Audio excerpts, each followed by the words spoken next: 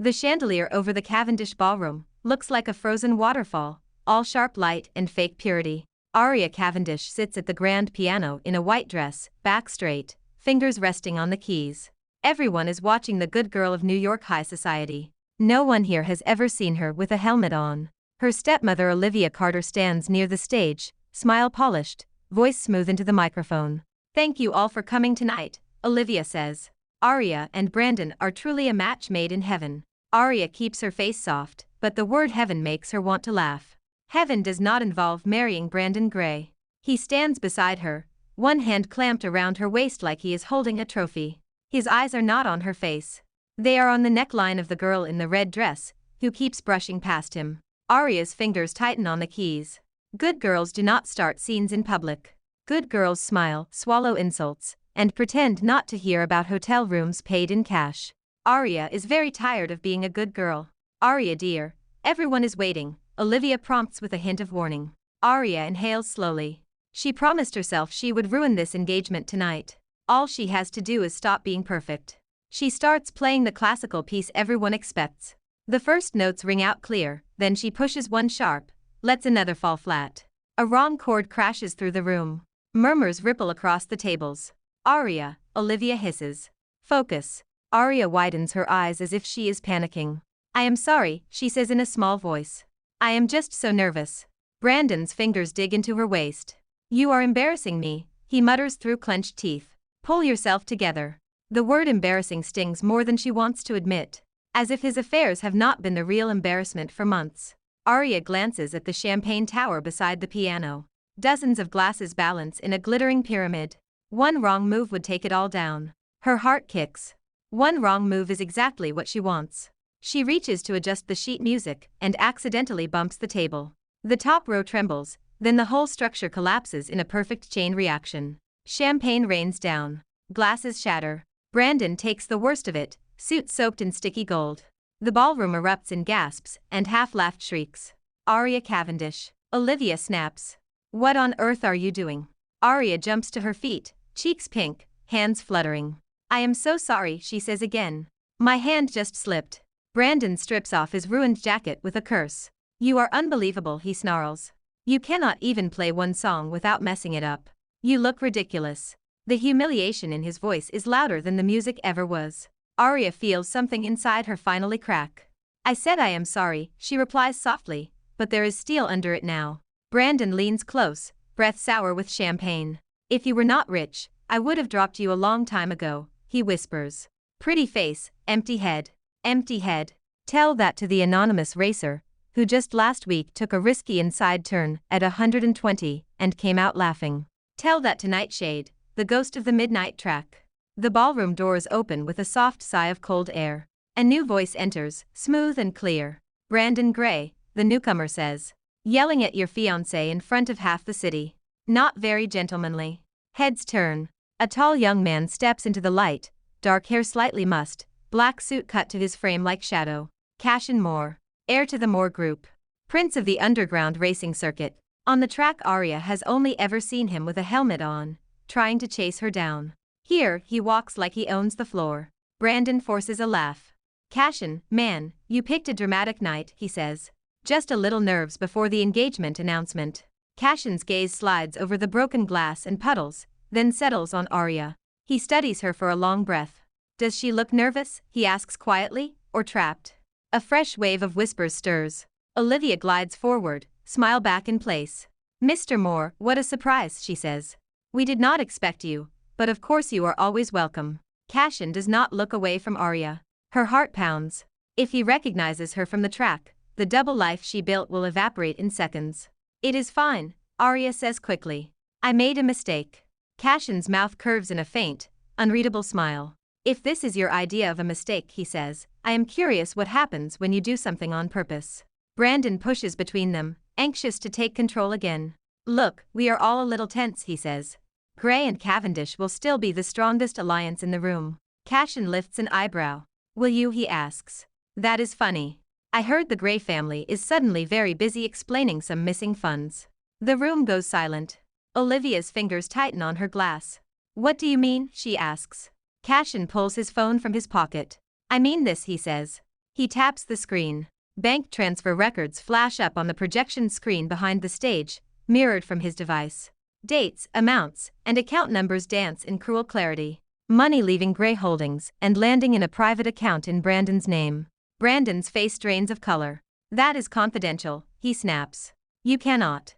You did not even bother to hide the trail, Cashin says mildly. I am almost offended. Guests whisper loudly now. Arya stares at the numbers. She planned to spill a few drinks and maybe earn a scolding. Cashin has just set her ex-fiancé on fire. Olivia tries to recover. There must be some misunderstanding, she says. Brandon would never misuse company funds. His banker disagrees. Cashin replies. I would be happy to share the details with the board tomorrow. Brandon swings toward Arya, desperate for someone to blame. You did this, he spits. You and your perfect act. You ran to him and cried. Arya lifts her chin. I did not have to, she says. Your mess is loud all by itself. A few people laugh, sharp and quick. Brandon rips the ring from her finger. Fine, he says. Congratulations, you are single.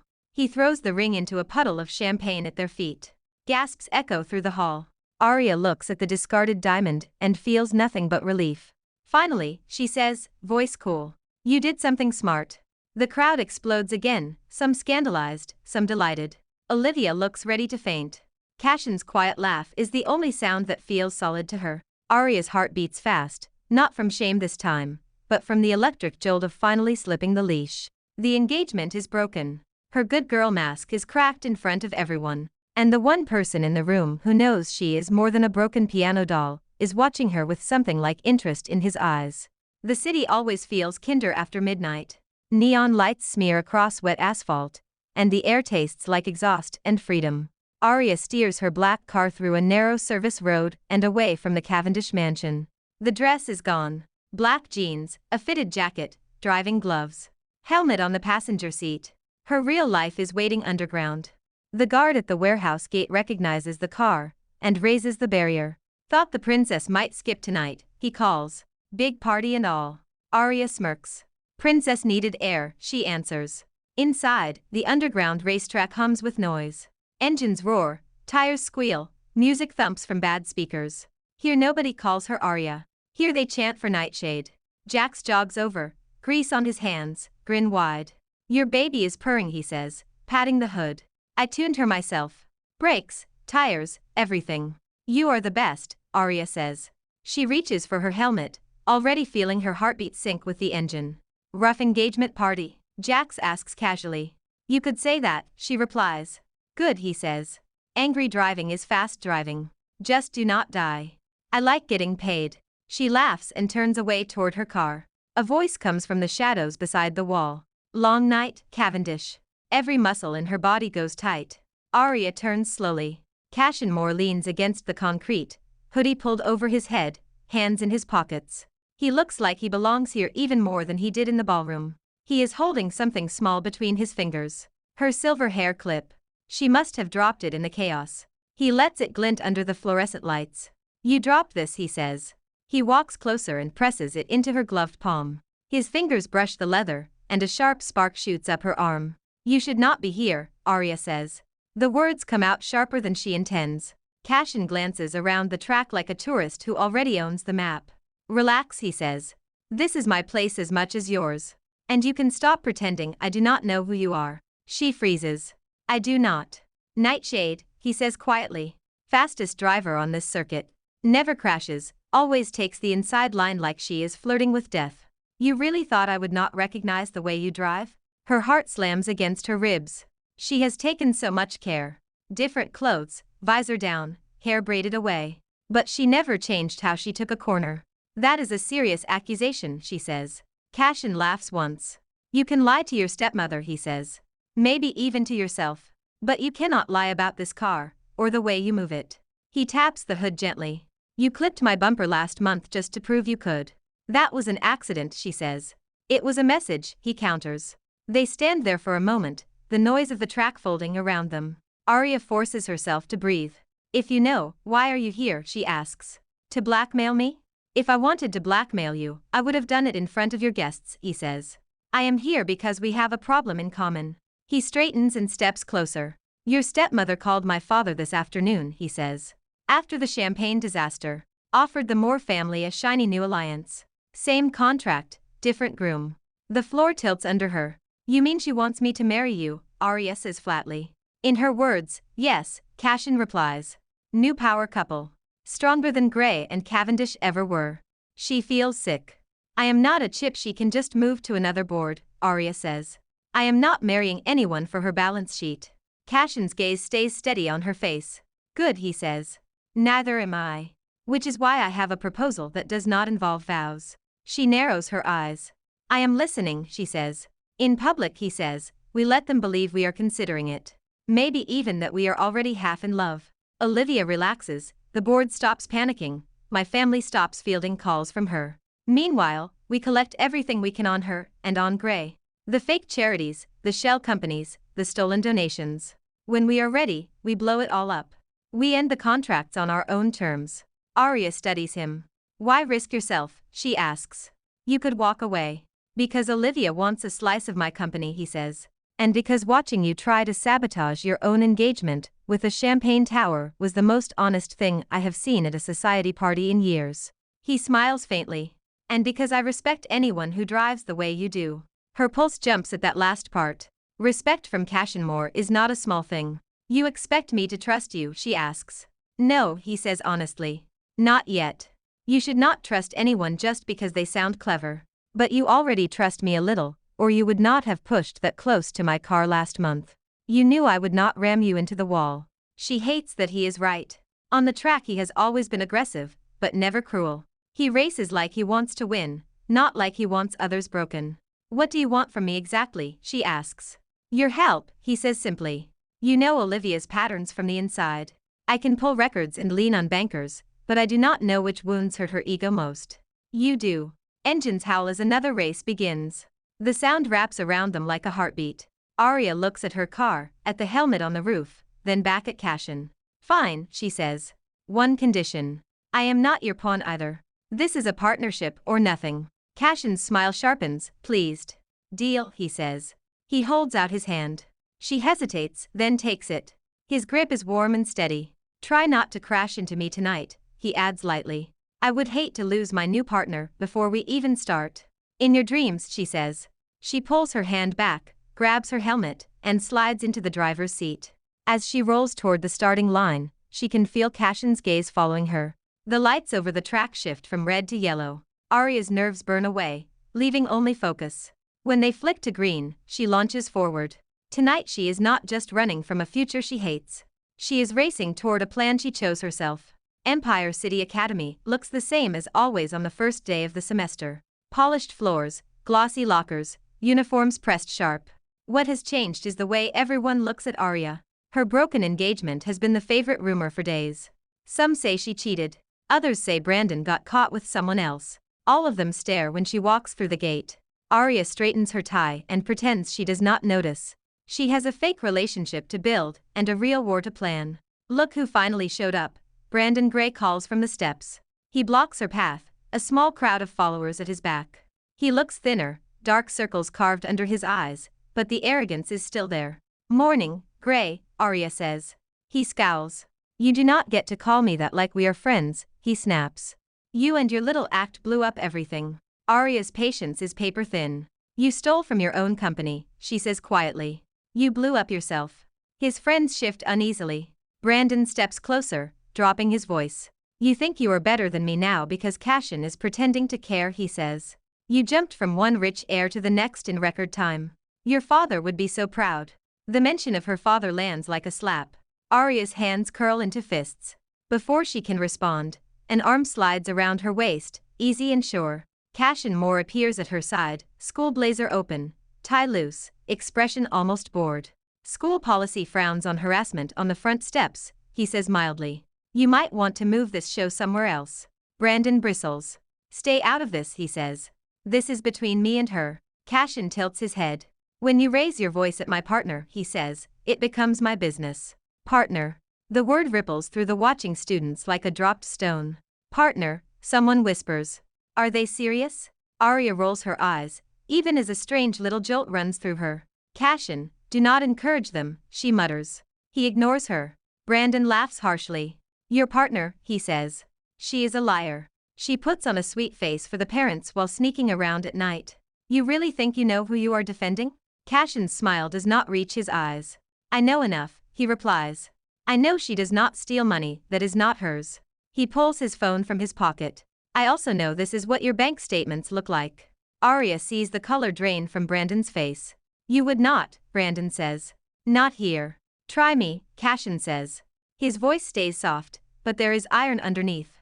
Arya steps forward, untangling herself from Cashin's arm. If you want to keep talking, Gray, she says, we can walk straight into the headmaster's office and show him the numbers. She keeps her voice low, but half the front lawn seems to go quiet to hear. Or you can stop shouting at me, walk away, and focus on not getting expelled. For a second Brandon looks like he might hit something. Then he looks around and sees nothing but phones and hungry eyes. This is not over, he mutters. For me it is, Arya says. She turns her back on him and walks toward the main building. The crowd splits to let her and Cashin through. She does not realize she is shaking until Cashin's hand squeezes her elbow once, steadying. You were great, he says quietly. Incredible control. I almost wanted to clap. I wanted to hit him, she admits. That is why I got between you, he answers. Assault charges would slow down our plan. They duck into the relative quiet of the corridor. The buzz of whispers follows them like an echo. Not that I mind being called your partner, he adds. It makes phase 2 much easier. Phase 2, she asks. Convincing everyone our relationship is real enough to distract Olivia, he says.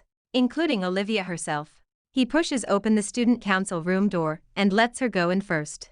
The glass walls look out over the courtyard. Inside, folders and charts already cover the table. You started without me? Arya asks.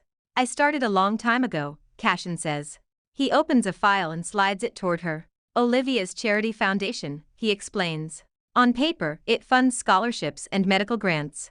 In reality, a lot of the money takes very interesting detours. Arya scans the records and feels cold anger rise. Her father's name is on the documents, signature neat and trusting. Please tell me this is not what I think it is, she says. That depends, Cashin replies. Do you think she has been skimming from donated funds for years and hiding it in shell companies? Arya presses her lips together. Yes, she says. Then you are right, he says. She is. They spend the next hour mapping names and dates. Which companies Olivia owns quietly. Which board members look the other way.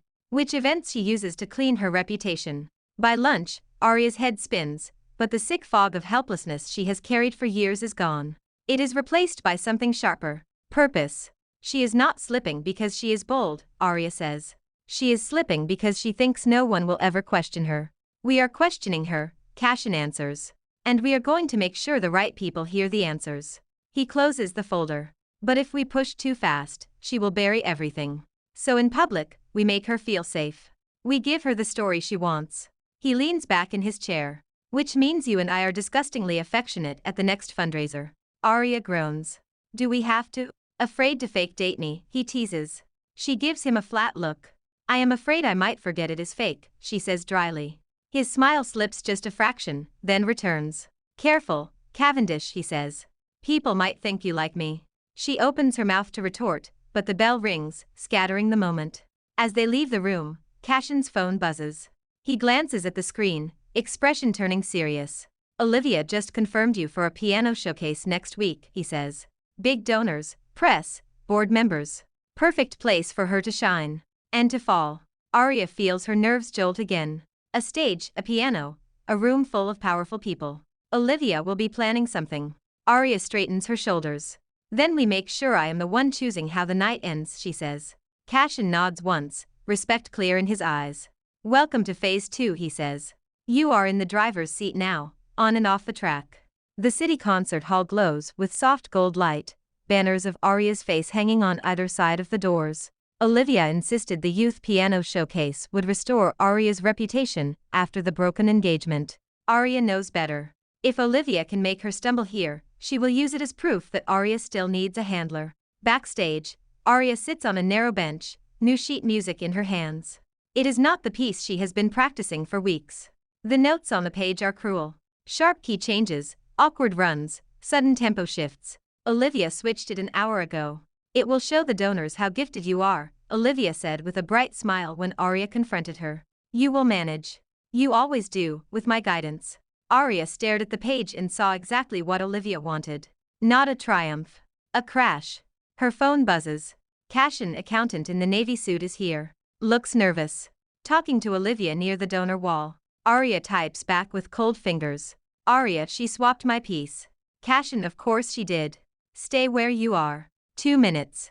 True to his word, he slips through the backstage door moments later, suit darker than usual, tie undone. He holds up a small earpiece. Emergency pit crew, he says. Let me see the damage. She passes him the music. He scans it quickly, lips thinning. I remember this monster, he says. Had to analyze it in a music theory class in college. Hated every second. Can you play it, she asks. Badly, he says. But I can talk. Your ear is good, right? Arya thinks of all the songs she learned by listening before anyone forced a book in front of her. Yes, she says slowly. What are you suggesting? He steps closer and gently hooks the earpiece over her ear. His fingers brush her skin, sending a shiver down her neck. I talk you through it, he says quietly. I will cue the key changes and tempo shifts. You listen and turn this chaos into something that sounds like you. Think of it as co-driving. Her eyes widen. You want to cheat at a classical concert, she says.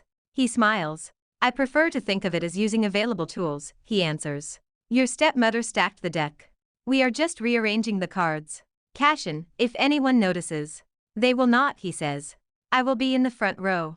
If you panic, look at me, nod at her. A knock comes from the door. Miss Cavendish, you are on in 5, a stagehand calls. Arya's pulse skids.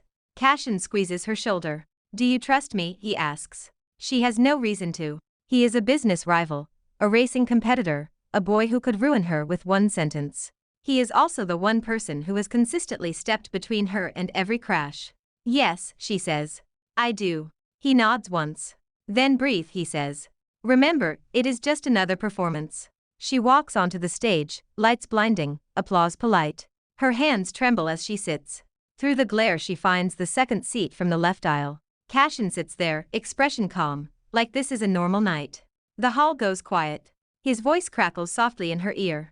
For bars in C minor, he murmurs. Let the opening breathe. You have got this. She places her hands on the keys and begins. The first notes are shaky, but her fingers remember how to turn fear into sound. Cashin's quiet cues weave through the piece. Key change coming. Left hand softer. Think of turn 3 on the track, smooth and fast. The comparison makes her smile despite herself.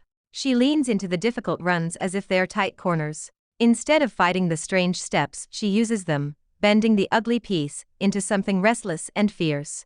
Halfway through, she almost loses it, fingers slipping. I am here, Cashin says immediately. Back to the main theme. Slow it down, then build. You know how to recover from a bad lap. She breathes, catches the melody, and surges forward. By the final chords, the hall is leaning toward her. She hits the last note and lets it hang. Silence, then an eruption of applause. Arya stands to bow, cheeks flushed, heart pounding with exhilaration instead of dread. She glances at Cashin. He is already on his feet, clapping, pride clear and unhidden. Backstage, Olivia waits with a tight smile. That was, she says carefully, more emotional than rehearsed. Donors like that. We will polish the rough spots. Translation: You did not fail, and I hate it. Thank you, Arya says smoothly. I appreciate your support. Cashin steps into the corridor, hands in his pockets. Support is easy when the artist does all the work, he says. Olivia turns toward him, smile recharged. Mr. Moore, she gushes. So glad you could come. Arya plays better when you are around. It makes me very hopeful about our future partnership. Our partnership depends on transparency, Cashin replies. And on trust. He lets the words hang a second too long. Olivia's eyes narrow almost imperceptibly. Naturally, she says. We have nothing to hide. Lies, Arya thinks.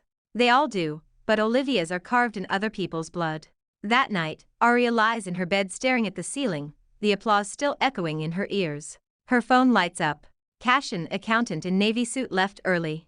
He met someone tied to one of Olivia's shell companies at a bar off 5th. Arya, you always spy on nervous men in suits. Cashin, only the ones who steal from kids' scholarship funds. Arya, what now? Cashin, now we keep collecting. You keep playing the good daughter on stage. I keep digging in the dark. When she thinks she is safest, we pull the brakes. Arya, copy that. Fake halo mode on. Cashin halo, helmet, same girl. Do not forget that. She smiles into the dark. For the first time, the piano and the racetrack do not feel like separate lives. They feel like two engines running the same car, both pointed toward the same finish line, the day Olivia finally crashes for good. The night circuit championship feels like the city's heartbeat turned up too loud.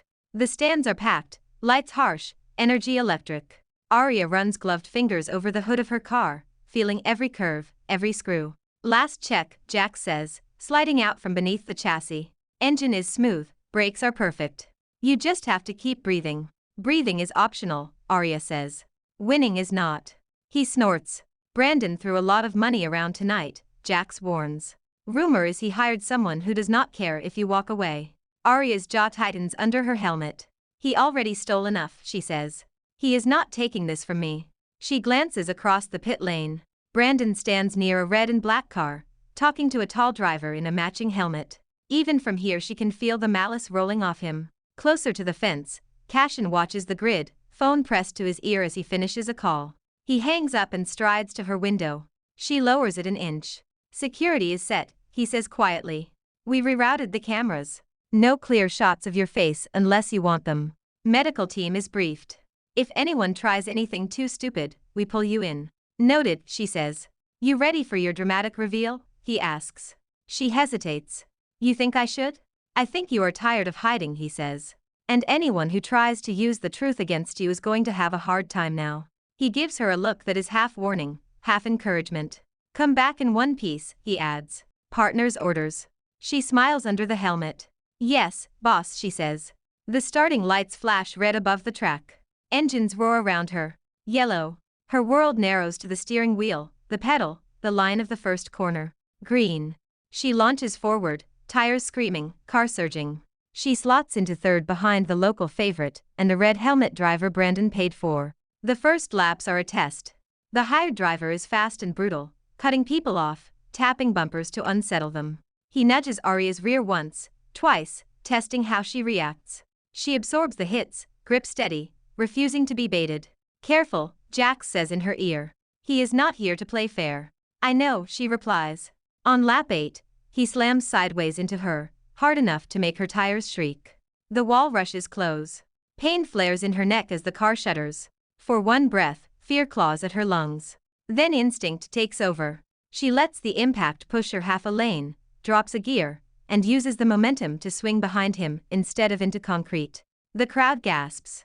Good save, Cashin says on their private channel. Do not let him rewrite your race. I will write his obituary first, she says, teeth clenched.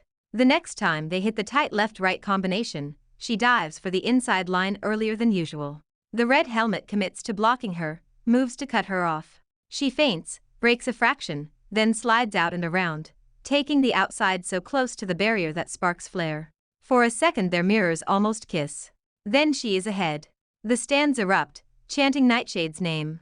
Behind her, fury makes the hired driver reckless. On the next lap he clips another car instead, sending both spinning into the barriers in a screech of metal. Flags wave, but the track stays green. No serious injuries. Eyes forward, Cashin says. Win first, process drama later. Aria pushes harder, hunting the leader. She watches his rhythm, looking for weakness. They're a habit. He always brakes early before the final chicane. On the last lap, she waits, engine humming, muscles coiled. At the corner, he taps the brake. She does not. She threads the turn faster than she should, car skidding, heart in her throat, then catches it with a sharp movement. She shoots out of the curve in front. The finish line rushes up, white paint a blur under her wheels. She crosses first. Roaring sound washes over her. Relief hits so hard she almost laughs. We did it, she breathes. You did it, Cashin says. I am very, very impressed and slightly terrified. She rolls into the winner's lane, car idling. Reporters and fans crowd the barrier, flashes popping. For months, she has let the helmet keep her safe. Tonight, surrounded by noise and light and a plan that has already burned her old life down, hiding feels like a lie she cannot stand anymore. She opens the door, stands on the frame, and slowly lifts the helmet off. The air is cold on her sweat-damp hair. Silence slams over the track for one stunned second. Then the shouting starts. That is Aria Cavendish. Near the fence, Brandon's expression warps from triumph to horror. She is dead, he spits. She is done. She is a disgrace to her family. He lunges forward, but security holds him back. Cashin jumps the barrier and walks straight to Arya. He does not look shocked. He looks like this is exactly what he expected. He grabs a microphone from a staff member. "Congratulations, New York," he calls. "You have been cheering for Arya Cavendish all year, and did not even know it." Some people jeer at the idea of a rich girl on a dangerous track. Others scream her name louder than before. Brandon fights against the guards. "She sneaks out at night," he yells. "She lies to everyone. She is a fake." Cashin turns toward him, eyes cold. "And you steal from your own company," he says. "Let us see which one the public hates more." He signals to a tech near the control booth. The jumbo screen flickers, then fills with numbers. The same transfer records Arya saw in the ballroom now glow over the racetrack. Dates, amounts, account names. Brandon's private account at the end of every trail. Gasps sweep the stands. Booing follows. Two plainclothes officers step out of the shadows. They have been waiting.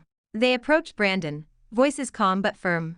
He jerks away, then realizes running would only make everything worse. They lead him out through a sea of phones recording every step. Arya watches, chest tight. She thought she would feel nothing but vindication. Instead, she feels like she is watching a car she already knew was broken finally fail in public. Cashin touches her arm lightly. "You okay?" he asks. She exhales slowly. "I do not know yet," she admits. "But I am not sorry." He nods once. "Good," he says. "Because this is only the first part." Reporters shove microphones toward them. "Arya, does your family know? Is this why the engagement ended? Are you and Cashin really together?" Arya takes the mic and feels every eye in the city on her. "My name is Arya Cavendish," she says. "I am Nightshade. I love racing. I love playing piano. I am not going to apologize for either." Her voice wobbles once, then steadies. "For a long time I lived two lives, because other people decided what a good daughter should look like. I am done pretending. If that disappoints anyone, they can look away. I am not slowing down." The crowd roars again, some in support, some in outrage. Cashin takes the mic back. "And in case there is any confusion," he says, "I am very proud to be her fiancé, whether our parents like it or not." Arya's head snaps toward him. He gives her a small, reckless smile. "You cannot just say that on a microphone," she hisses under the noise. "I just did," he says. "Besides, fake fiancés are boring. I am upgrading the role." Her heart does a strange twist. The plan was always fake. She is not sure when it stopped feeling that way. The Cavendish boardroom smells like coffee and polished wood, not fear. Today, Arya is determined to keep it that way. Board members sit along the long table, papers neatly stacked, faces carefully neutral. Olivia Carter sits at the head, cream suit immaculate, smile strained but still fixed in place. Cashin takes a seat beside Arya. His presence is a quiet anchor. "Thank you for coming," Olivia begins. "We have had some unfortunate publicity recently. But we also have a chance to strengthen this company's future through a formal alliance with the Moore Group." She gestures toward Cashin like he is her favorite accessory. Arya's stomach twists. "Enough. Before we discuss alliances," Arya says, cutting in, "the board needs to see the foundation numbers." Olivia's smile tightens. "Sweetheart, that is not on today's agenda," she says. "It is relevant," Arya replies. "The Cavendish Foundation carries our name. If it falls, we fall with it." Cashin taps his tablet. The screen at the end of the room lights up with charts and lists. At first, the numbers look normal. Donations in, grants out. Then the pattern changes. Funds bounce through shell companies and land in a private account tied to Olivia. "In the last 2 years," Arya says, voice steady, "over $4 million in donated money left the foundation and ended up under entities controlled by Olivia Carter." Gasps move around the table. Mr. Harris, white-haired and tired, fumbles for his glasses. "Is this real?" he asks. Olivia laughs, brittle. "Of course not," she says. "This is a distortion." Arya has been under stress. She is lashing out. "You all know teenagers. Do not do that," Arya says quietly. "Do not call me emotional to make the numbers look less ugly." She hits the remote. Images of signatures appear on the screen. Her father's neat name on older documents. A shaky imitation on newer ones. "You forged his signature after his stroke," Arya says. "We had an expert look at it." "Lies," Olivia says. "He gave me authority. He trusted me to handle urgent matters." He trusted you to protect this company, Arya says. You protected yourself. The scholarships he cared about were cut while your personal account grew. Cashin slides another document across the table. And you used confidential information from dinners with board members and the Gray family to make illegal trades, he adds. Emails, call logs, trading times. We brought copies for everyone. The board members flip through the folders in front of them, faces darkening. You manipulated us, Mr. Harris says to Olivia. You smiled in our faces while you stole from children and patients. Olivia's facade cracks. I did what I had to do to keep this company competitive, she snaps. No one complained when the numbers looked good. Now you want to pretend you did not benefit. This is not about our pride, Arya says. It is about our name. My father built this legacy. You hollowed it out and covered the rot with charity galas. Olivia turns on her, eyes blazing. Everything I did for you, she says. For your future. For your safety. You have no idea how ugly this world is. I know enough, Arya says. I know lying for you will not make it any less ugly. It just makes me part of the problem. Silence hangs for a long moment. Then Mr. Harris clears his throat. For the protection of this company, he says slowly, I move that Olivia Carter be suspended from all duties pending a full independent audit. One by one, hands rise. The motion passes. Something heavy inside Arya's chest loosens. Olivia stares at her, betrayal and hatred warring in her eyes. You will regret this, she whispers. You think you can handle all of this without me? You are a child playing with matches. Arya meets her gaze steadily. If the house burns, she says, it will not be because I opened the curtains.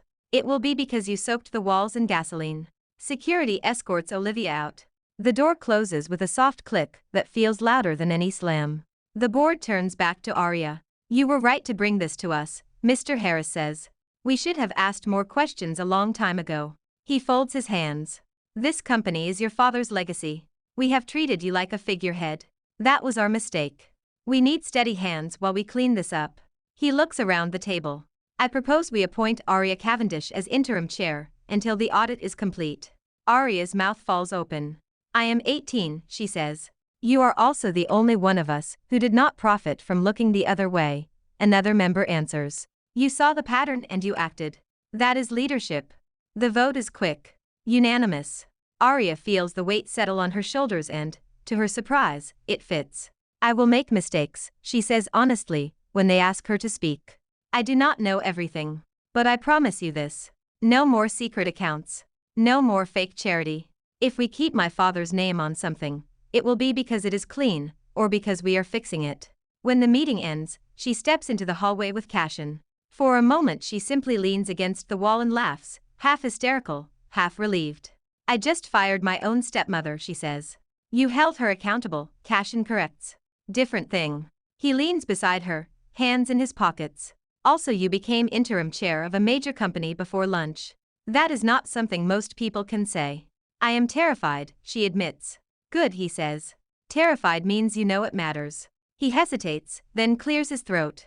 So, he says, a little lighter, about that proposal I shouted to the entire racetrack. Arya groans. You mean the one without a ring? Minor detail, he says. He pulls a small box from his pocket and opens it.